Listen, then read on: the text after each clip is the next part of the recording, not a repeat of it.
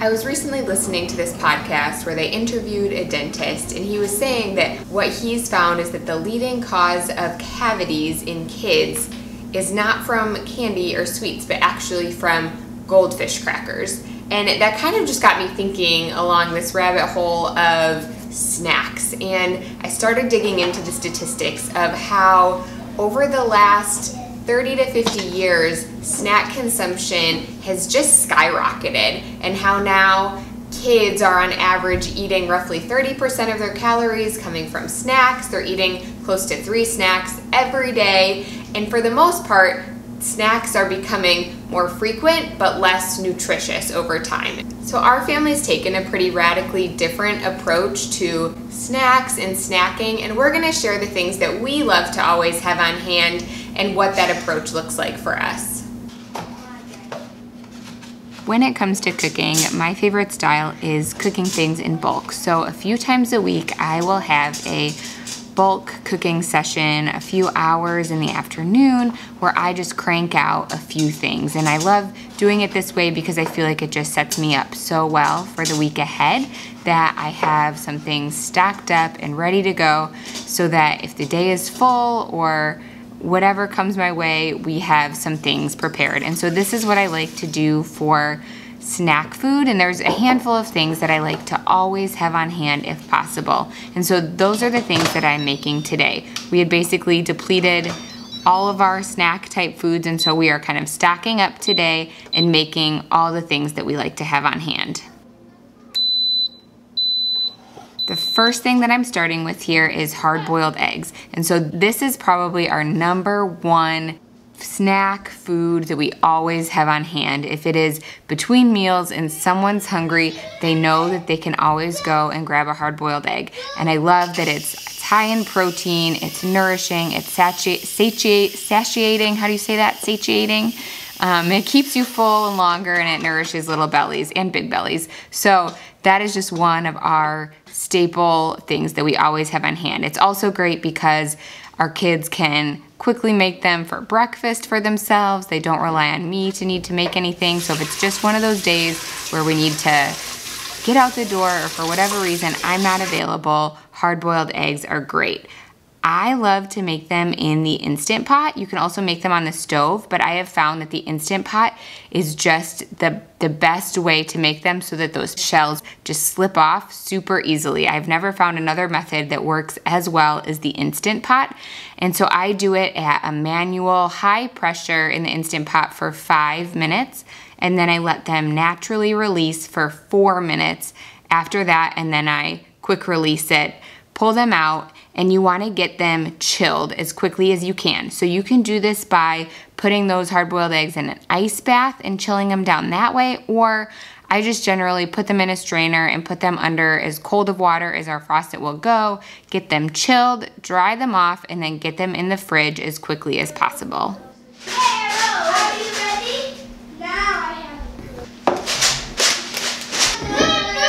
We recently had a birthday party for our daughter with her friends, and she requested a charcuterie board for their party, and so we wanted to have nuts at her charcuterie board, and so we made these maple spiced almonds, and they were such a big hit. Everyone loved them, and so they have since become a staple for us. I had already liked to have nuts, maybe some raisins on hand. They're just a really great, easy grab and go sort of snack food that gives you good nutrients. There's protein, there's fat. They're also, like the eggs, gonna keep you satiated and just has better nutrients than a lot of packaged snack food. But adding the maple syrup and the cinnamon just really takes them up to the next level, and they're really, really easy to make this way. I'll post the full recipe below, but the basic idea is that you just take, I'm using almonds in this recipe, so take a couple cups of almonds, add a little bit of maple syrup, some cinnamon, and some salt,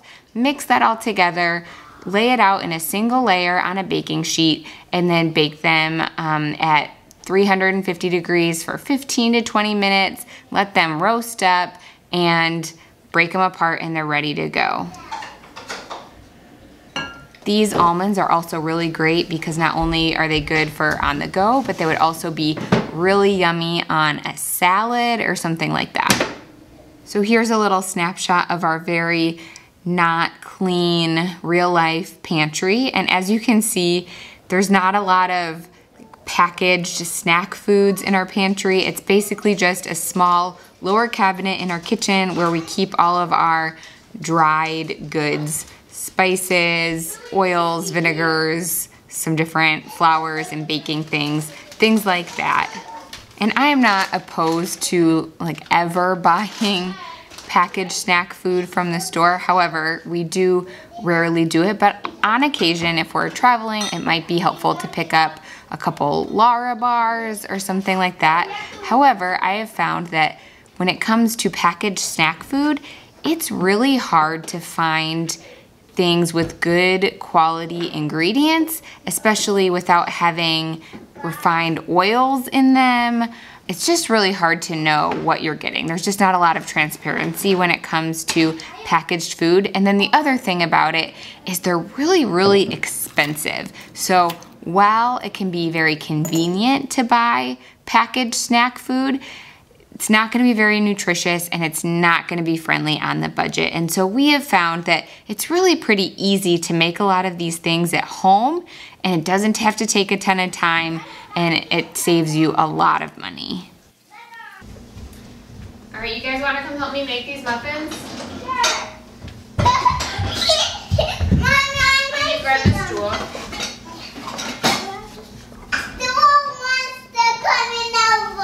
Stool monster. Alright, ready?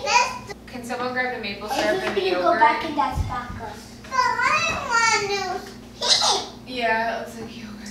With the nature of our world being a kind of primarily home-based family, we honestly just don't do snacks very often. So our world is home, we homeschool and we homestead, and we are just here most of the time. And so most days look like we eat a solid breakfast, and then 4 or 5 hours later, we eat a solid lunch, and then 4 or 5 hours later, we eat a solid dinner. And most days, there is really no snacking that happens. However, I like to have a few of these things on hand because you just never know what might come up. And occasionally we have days that aren't at home. We have days that we're at our homeschool co-op, or we are gonna run errands for a half day, or we're gonna go on a hike with friends, and it's good to bring something with you. So for us, these things like we're making today are more of a good to have on hand for those situations when we do have to run out and are gone for a good chunk of the day. But on occasion too, there are days when we are here and it's just someone needs a little pick-me-up in the morning or in the afternoon, and then it's also really nice to have these things on hand. Sprinkle in a little salt, sprinkle in a little cinnamon, and then we'll blend her up. Is that good? What do you want to put in, buddy? Raisins. The raisins come after. We have to blend before we put the raisins in. Oh yeah, we don't want to smush raisins. We don't want to blend the raisins. Now we're gonna blend. Our kids have been asking to make these banana oatmeal muffins for several weeks now. We've made a few different kinds of muffins over the years, but these banana oat ones are just the go-to ones that they keep requesting over and over again, and a favorite in our house. And so we just happen to have a couple extra bananas on hand that need to get used up, and so we are gonna make these banana oat muffins today. The recipe is below, but I like them because they really only involve a few 6 or 7 main ingredients like oats, yogurt, your bananas, no extra flours, just a little bit of maple syrup as a sweetener along with your bananas. So always things that we have on hand, and they're so easy to make. Our kids can just put all the ingredients into a blender, and then you're gonna turn the blender on. That makes the batter. Pour those into muffin cups, and then you can add whatever mix-ins that you want. You could add chocolate chips, or our favorite way to make them is to just add raisins to make a banana raisin muffin.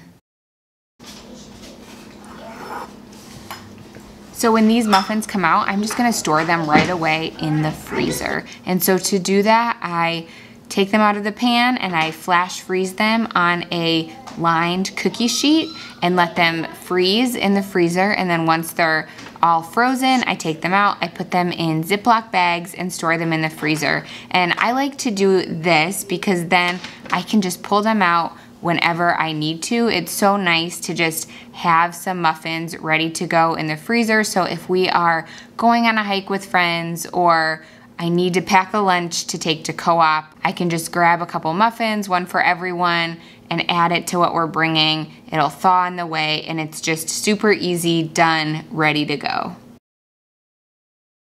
You may have noticed this really large bowl of eggshells sitting on our counter that is overflowing, and so Jim is gonna go run this out to the animals. We always have a bowl of eggshells collecting on our counter that we go ahead and give them to our chickens, or sometimes in the summertime we can crush them up and feed them to our garden. And so we just love living on a homestead, living this life where kind of everything is this very circular way, and that the chickens give us these eggs that nourish us, that we eat in our meals, and then we go ahead and give them back the eggshells to nourish them, to give them the calcium, to keep the cycle going. It's a really cool thing, and we get excited about that. But you can feed your chickens eggshells. We just dump them out there, crush them up a little bit, and they go to town and love eating them. And right now, since we are in winter and we are feeding hay to our cows, we have to give them hay 3 times a day. So while he's out there giving the eggshells to our chickens, he's also gonna give our cows their lunch portion of hay for the day. My cup overflows. That how it goes. Now this. The Lord is my shepherd, I shall not want. He gives me a pass of pasture and paths of righteousness. The other thing that we're gonna be making here today are homemade gummies, and we love homemade gummies. I think they sound like they would be complicated to make, but they are so easy. They only use 3 ingredients and are really things that we always have on hand. We typically use either an elderberry syrup or a grape juice to make gummies because those are things that we often forage for or will harvest from our farm in the fall, and then I will can in these jars, and so we just always have these things on hand. Today we're making grape gummies from our grapes that we have here on our property that I turned into juice and then I canned this fall. And so all you're gonna do to make gummies is you heat up whatever that liquid, that juice is that you're gonna be using. You could also use something like lemon juice, or there's so many different combinations you can make of gummies, but you're gonna heat up that juice. So we're gonna pour our grape juice into a little saucepan. Once that's warm, we're gonna add in gelatin. And so I like to get the Great Lakes gelatin. I can link below the gelatin we use, but gelatin, it's full of protein and it's really good for your digestive health, and it's just a really nourishing food. And so you add gelatin to it, mix it up. I like to do it with a whisk so that it can tend to form these little clumps. So then you get little gelatin clumps in your gummies. So if you use a whisk to really mix it around good, you don't get those clumps. And so mix that together. Once that's all warm and the gelatin is mixed in, pull it off the heat, and then I add a little bit of either maple syrup or honey to the pot until it's just the right taste. You just need a little bit, like a 1/4 cup to add to those gummies, and then mix that all up, and then you pour them into, I like to use these little silicone molds that we have. You can get fancy. They have ones that look like little bears or little stars if you really want to get fun with your gummies, and kids would totally love that. We just have these little small mini muffin silicone cups, and so that works. I pour them into there, and then once they're filled up, you just put that in the refrigerator to get firm like a gummy, and that's it, and they're ready to go. Gummies make a really easy, nourishing go-to snack, but for us they also double really well as a dessert. So if our kids are looking for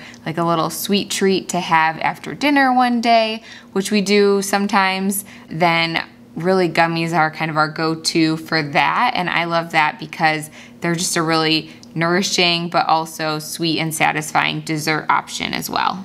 All right, so the last snack option that we always have on hand is dairy. So we have a family milk cow on our property, and dairy is big for us, and I love dairy any time of the day, but even as a snack, because it's such a balanced food that it has a good amount of protein, carbohydrates, and fat, and so it's just really nourishing. It's really satisfying as a snack. Like I said before, if our kids get hungry between meals, the thing that I always say that they can have is a hard-boiled egg. The other thing that I always say that they can have is a glass of milk. So those are kind of our two main. You're hungry, great. There's hard-boiled eggs and there's milk, and you can have either one of those. So dairy is just a big one for us.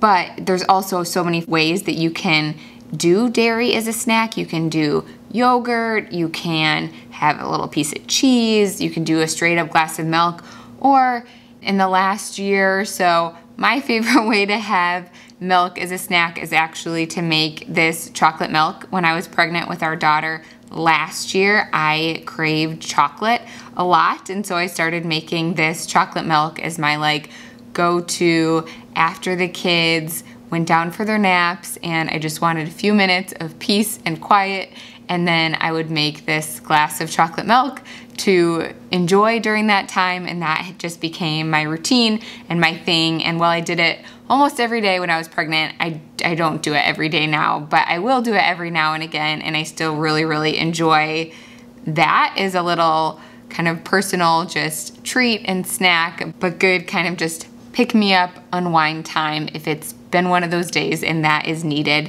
And so to make the chocolate milk, which I also have a recipe for below, but it's really simple. I just use milk and then add a little bit of cocoa powder, a little bit of sweetener. You could do cane sugar, you could do honey or maple syrup, and then I like to add collagen powder for the extra protein there. I'm always trying to get more protein in my diet, and then you just shake that up like the dickens. I just put them in a mason jar with a lid and just shake it like crazy, and that's it. It's a really good, yummy, and nourishing snack. While we will always place the biggest emphasis on making nourishing, solid meals for breakfast, lunch, and dinner every day, having some of these ready to go, kind of more snack foods on hand all the time can just be really helpful to making smooth days and easy to grab things when the occasion arises. So these are some of the things that we love. Drop in the comments what some of your favorite healthy, nourishing homemade snacks are. I'd always love to get more ideas from you. So thanks so much for watching today, and we'll see you next time.